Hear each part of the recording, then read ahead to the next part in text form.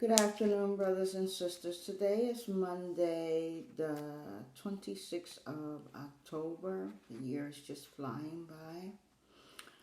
I hope I found you well today. I hope you guys had a wonderful weekend. I'm going to start off with the sound saying from Psalms 46:1. It says, God is our refuge and strength, a very present help in trouble. Yes, indeed. Whether that is a personal trouble or worldly trouble, God is the one that we are to be using for any solution we might need in our lives or in our world. God is our strength. He is our high tower. He is our refuge. So He is the one that we should be asking for His help. And in doing so, prayer must be a part of our lives. We must learn to pray for our personal lives as well as praying for the world itself and praying for our leaders. We are not to be trying to handle every situation in our lives by ourselves, because by ourselves we are helpless indeed. Whether it's a personal matter or whether it's a worldly matter, in our own strength we can accomplish nothing. Let me repeat that. In our own strength we can accomplish nothing. With the help of God, all things are possible. But if you want to use God, you must use the methods that our ancestors used, and that is prayer, fasting. Those are the ways to get God's attention and to pull Him into our situation here on earth. Okay? For it is God that makes the sun come out. He makes the moon come out. And whatever it is going on in our world, whether it's frogs, mites, virus, it is God who has ordained these things. Try to remember that. Whether it is blood in the water of Nile, or whether it is frogs all over the place, heaps of them, or we're fighting a small monster, a virus. It is God who has ordained these things, okay? And He doesn't give us such things because we have been doing good in His sight. He does these things when He is displeased. All right, the back of this is coming from Exodus 14:13, and it says, Fear ye not, stand still, and see the salvation of the Lord. Fear ye not, stand still, and see the salvation of the Lord. So that means that you must have trust in Him. That whatever the situation is, He will address it accordingly to His will at His time. Not when we want it done, but in His time, all things are resolved. Okay? So be not fearful of whatever's going on in your world, because God already knows about it. He knows where you are. He knows where you stand. He knows every living being and beast upon His earth. Okay? So fear not, stand still, and watch God show off. Okay. We're going to continue with our lesson. Today, we're going to walk back in time to remind the people of God all of the things that we have forgotten to do, all of the things that we are ignoring that was given unto us long ago by the hands of Moses. These things we are to follow for every generation. Okay? When we get to the point where we don't want to follow the laws and statutes and ordinances given unto us long ago, before the first pen wrote the Constitution of America, we put ourselves in a disadvantage. And that's where we are now. Okay? So this particular readings and the readings that will come after these are all to remind us of the things that we need to be doing consistently in order to be a delight in the eyes of God again, because we want to be apples in his eyes. We want to be the apple of his eyes. Okay, so now we have to go back to that which takes us there. Our Constitution of America will not take us there, but the commandments will. All right? So this is why we are reading from the book of Leviticus. I wanted to do 25, but Father wants me to do 19. Okay?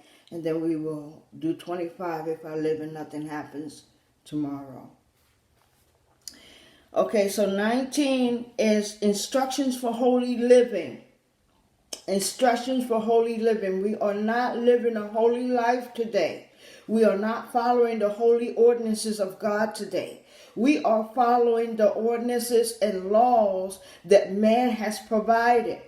And because we have decided to ignore these laws, we are in the situation that we're in today.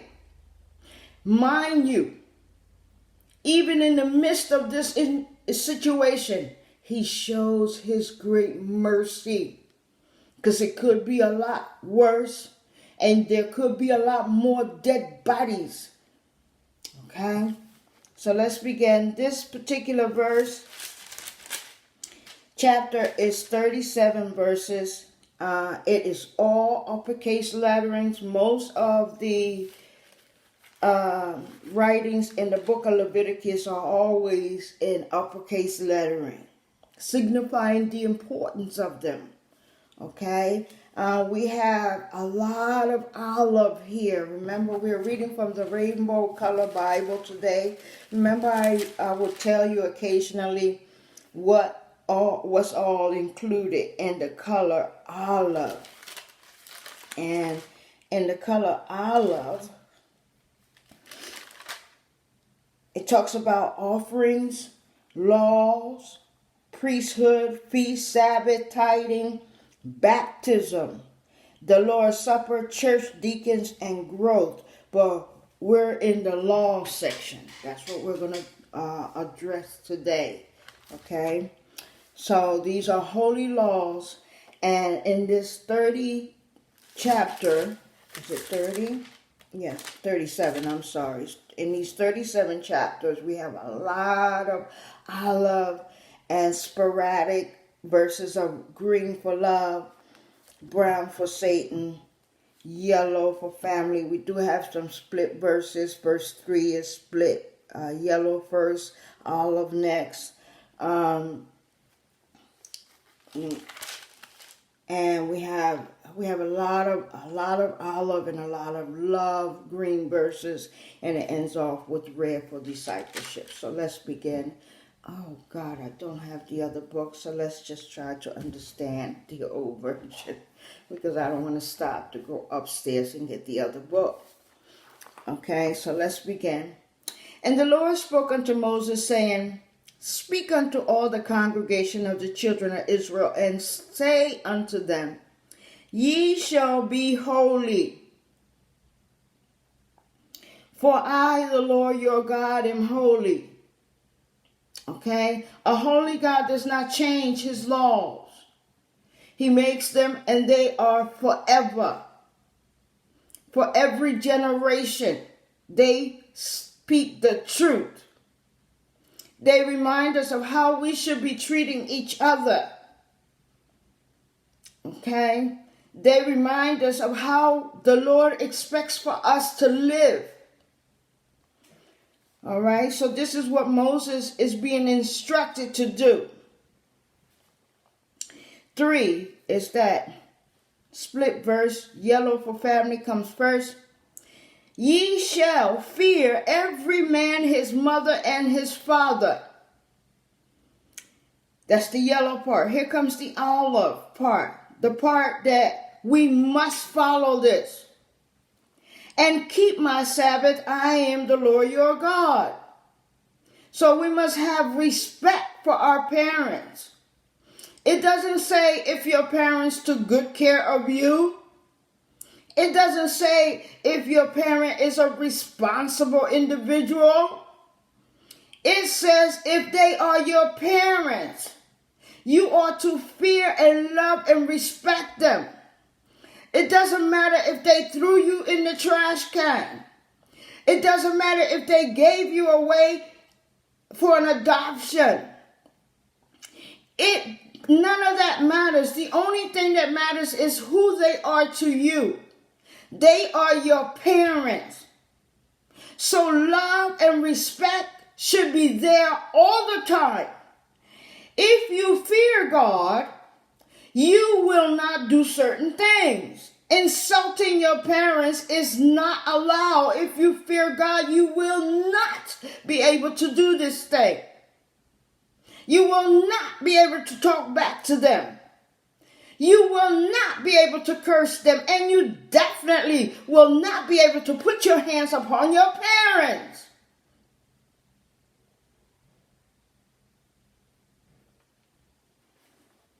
Why? Because it says, keep my Sabbath. I am the Lord your God. Whether you believe in him or not, he is the God of this universe. He is the creator of all that you see and enjoy. He is the director of your steps and your stops. He is the judge of this world forevermore. He is not to be reckoned with. He is to be greatly feared.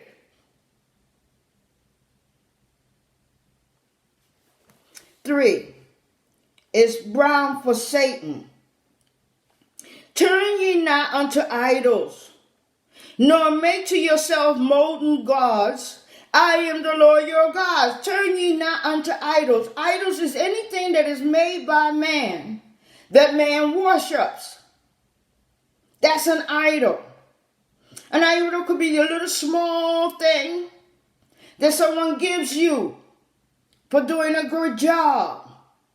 Some people take these little small things and they are their gods. And some idols can be as huge as a boulder that you bow down to. These are the things that God says we are not to do. Okay? I'll read that again. Turn ye not unto idols, nor make to yourself molten gods. I am the Lord your God. 5 and 6 is again, I love for commandments. And if you offer a sacrifice of peace offerings unto the Lord, ye shall offer it at your own will. He's not going to make you give him nothing. For he has no need of anything you have. We have need of him. He does not need us. We need him. In every generation, we need his good graces. We need his blessing. We need his favor. We need him to bring peace upon the earth. So who has need of who? And if ye offer a sacrifice of peace offering unto the Lord, ye shall offer it at your own will. 6. It shall be eaten the same day ye offer it, and on the tomorrow, and if aught remain until the third day, it shall be burned in the fire. These was instructions given to the Israelites at that time on how to handle a particular sacrifice. Well, we don't have to do these sacrifices anymore because he gave us the ultimate sacrifice, his son, his beloved son, our Savior, our ambassador, our shepherd was the ultimate sacrifice.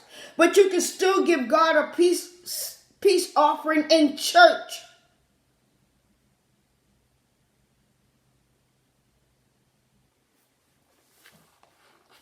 Seven, 8 is black for sin.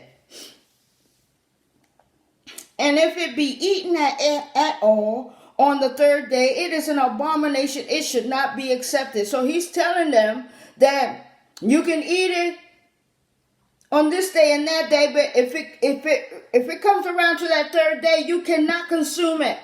You must throw it away or burn. You must burn it. It doesn't say throw away. It must be burned. He didn't say give it away. He didn't say throw it in the trash. He said burn it. We must learn to follow instructions to the letter. We can't have Saulitis. What is Saulitis? Saul was the first king of Israel. His first assignment, he failed bitterly. God gave him an assignment. He told him to go and deal with the Amalekites because of how they treated his people when they passed by them. He said, I need you to destroy everything. Men, women, children, oxen, beasts. That's what he said. Destroy everything utterly. I have that word in my word list, and we're going to break it down a little bit more to understand what utterly means. What did the king do? He brought back sheep and oxen to sacrifice unto God. He brought back the king Agag. Okay, so he did not follow these instructions, simple instructions given unto him. Okay? We cannot be like Saul and expect to get the blessings of God. Okay? 8. Therefore, everyone that eateth it shall bear his iniquity, because he has profaned the hollow thing of the Lord, and that soul shall be cut off from among his people. 9 and 10 is green for love. And when ye reap the harvest of your land, thou shalt not wholly reap the corners of thy field, neither shalt thou gather the gleanings of thy harvest, and thou shalt not glean thy vineyard, neither shalt thou gather every grape of thy vineyard. Thou shalt leave them for the poor and stranger. I am the Lord your God. That means if you are a farmer, it doesn't matter what kind of crops you grow or harvest. God says that you are not to glean every corner of your farm. He specifically tells you what portion of your farm you should leave. For who? We will repeat it. It should be for the poor and the strangers to come upon your land and get that which the Lord says you should provide for them. Okay, that's just one of the rules of many rules we no longer follow. But yet you wonder why. You have years of drought. Do you not know that because you are a farmer, you have need of God because he provides the rain? Not only that, he is the one who makes that crop grow for you. But because we have failed to follow these biblical instructions, this year I have seen many farmers lose their entire crop.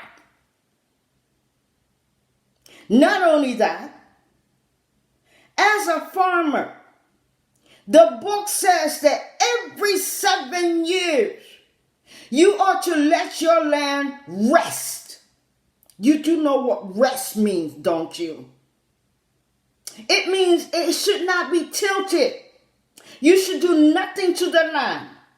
If anything grows upon that land, that which grows on your land is supposed to be there for the poor, for yourself, for your servants, for anybody to come upon your land and pick from whatever grows. If you follow these instructions, you will know that you, for the 7th year where you cannot farm your land, you should have had a reserve like they did in the biblical time. That reserve will carry you for the whole year your land is resting.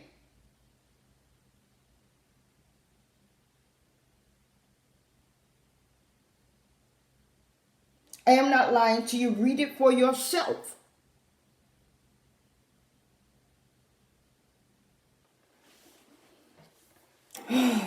11 and 12 all the way to 17 is again our love for commandments. We're not going to finish this today because, I hate to rush through these things. 11, ye shall not steal, neither deal falsely, neither lie one to another.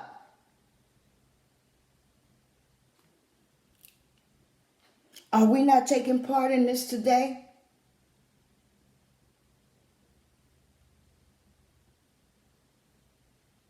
When disaster comes, I'll use Oklahoma for example.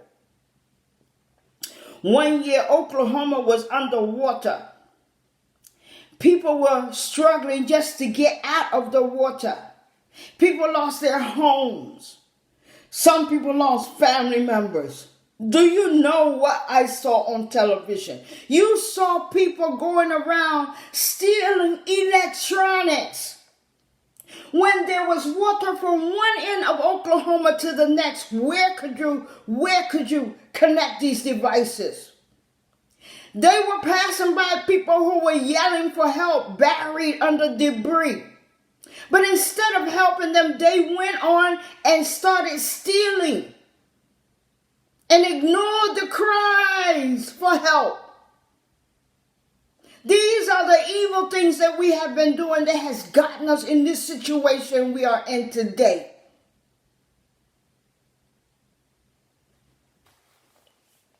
Ye should not steal nor deal falsely. People are dealing falsely today. Anytime you take that which belongs to another and give it away, when you have people who are your benefactors. The Lord gives us instructions as to inheritance. When you take the inheritance of your benefactors and give it to a stranger, that is most evil in the eyes of God. You think you're going to heaven for that?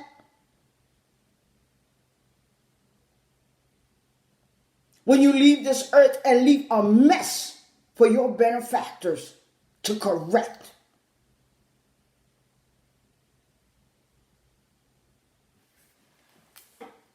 Neither lie one to another. This is the name of the game today, lying. 11, 12. And ye shall not swear by my name falsely, neither shall thou profane the name of thy Lord. I am the Lord. 13, thou shalt not defraud thy neighbor, neither rob him. The wages of him that is hired shall not abide with thee all night until the morning. That means if you hire someone to do work for you, and you have their pay within you in your pocket, you are not to send that worker home empty-handed and tell him to come back tomorrow when you have it in your possession to give it today. You are not to show up at somebody's door dressed as a serviceman and just to defraud them of whatever it is you take from them. These are the things that the people of God are doing and practicing. You think he has eyes and cannot see like that statue you make all the time?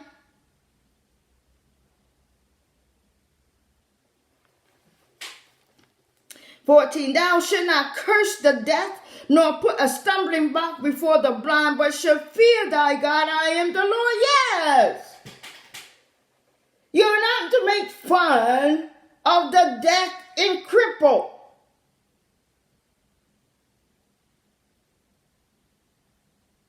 And put things in their way to stumble over it.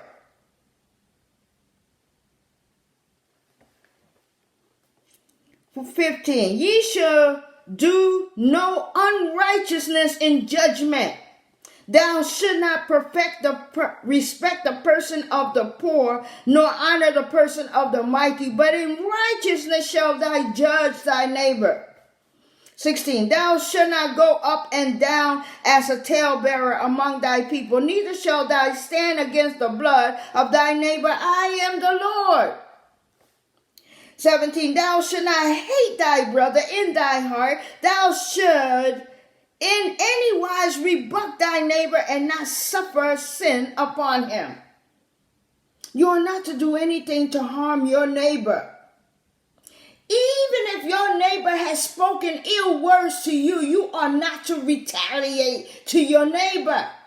For God has eyes and he has ears and he has seen what has gone on. You can go into your house, get on your knees and ask God to deal with your neighbor. And he will do a better job than you. He will make your neighbor remember you. Not just your neighbor, your enemies, your fowls, your family, or friends, or whoever does thee wrong. 18 is green for love. Thou shalt not avenge, nor bear any grudge against the children of thy people, but thou shalt love thy neighbor as thyself. I am the Lord. What does that mean? The same love you have for yourself, you ought to give to your neighbor. Do you ever see anybody take a blade and start stabbing themselves? Yes, they do, Father. Do that now.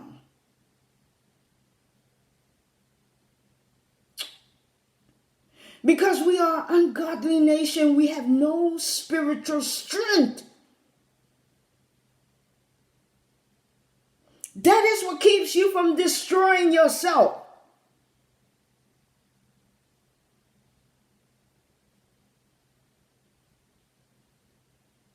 If you truly fear God, you're not going to do anything that offends him. And self-destruction offends God because it is his range to take your life and call you home. It is not your responsibility to send yourself home.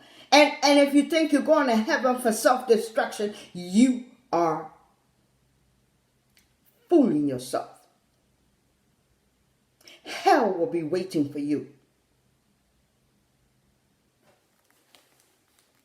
19, 20 is yellow. 19 is I love for commandment. Ye should keep my statutes. Thou shalt not let thy cattle gender with a diverse kind. Ooh, Lord, yes. Ye shall keep my statutes. Thou shalt not let thy cattle gender with a diverse kind. Thou shalt not sow thy seed with mingled seed. Neither shall a garment mingle of linen and woolen come together. That means you are not to take two different animals and combine them to create something new like a ligress. It says, thou shalt not let thy cattle gender with a diverse kind. And this is why I talk about science all the time, because science does a lot behind closed doors that only God can see.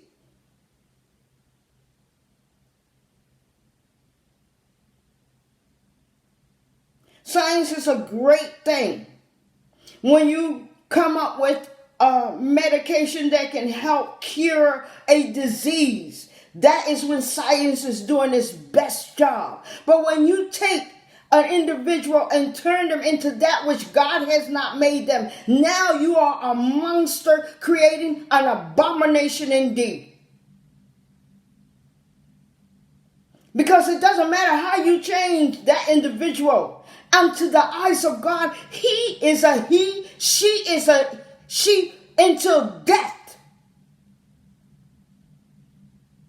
Just because you join two of the same sexes together in a holy matrimony does not mean in the eyes of God that they are husband and wife. Because according to the laws of God, that is for a man and a woman alone.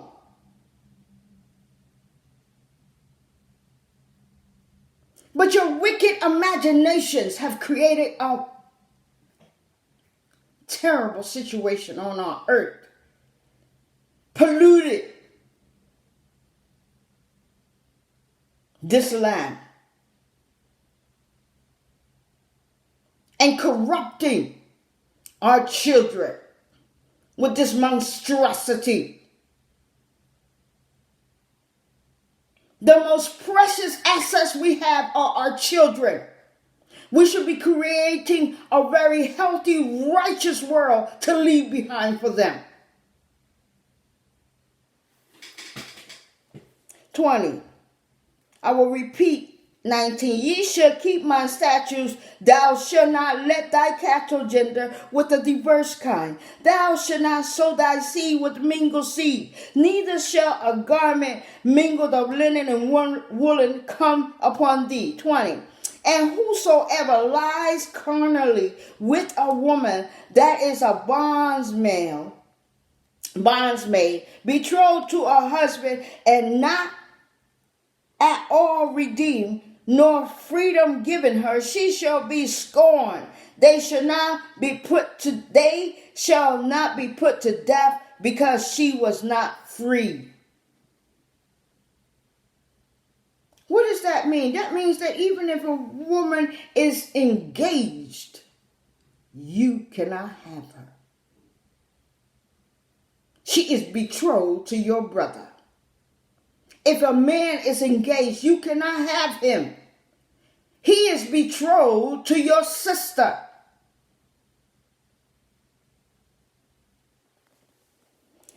$25. And he shall bring his trespass offering unto the Lord, unto the door of the tabernacle of the congregation, even a ram for a trespass offering. Of course, we don't bring animals anymore. We bring monetary things, or whatever it is the church needs. That's what we bring. That's our offering. 32. Okay. I'm going to end at 22, and we'll continue this tomorrow. 22 is our lawful commandment. And the priest shall make an atonement for him with the ram of the trespass offering before the Lord for his sin which he has done, and the sin which he has done shall be forgiven him. Okay, and we will stop here at 22. It is very, very, very important, my God's people, that we repent for our sins and return to God and do things God's way. And he will return peace upon us. He will take away this invisible thing that we are fighting, called coronavirus.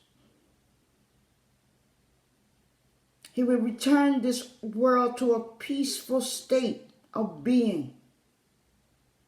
If we truly want our world back, then we have to do it God's way. We cannot do it our own way. It's not going to work. What it will do, it will cause bitterness, and that which we are complaining about will become an even more hostile reality. That truly, you are not prepared. You are not prepared for it. Okay? And it is not worth it. If anything we do results in the bodies, in the numbers of dead bodies that is not associated with this coronavirus, but is associated with the violence on this land, it is not worth it. It is better if we gather ourselves together in great numbers and pray and fast. Have a national fasting. When is the last time this country has had a national fasting? Back during the time of Abraham Lincoln, a Republican Christian man who feared God. Thank you very much for listening to us here at Spiritual Water. And as always, it makes God's day when you listen to his words. It pleases him mightily. Please pay attention to what's going on in your world. And don't be among the goats. Be among the sheep of God. Thank you. My name is Brenda Guerrero. And as always, may the peace of God be upon you. May the protection of God surround you. And may the will of God for your life come from thee. Until the next time, please travel safely and enjoy the rest of this beautiful day. Thank you for listening.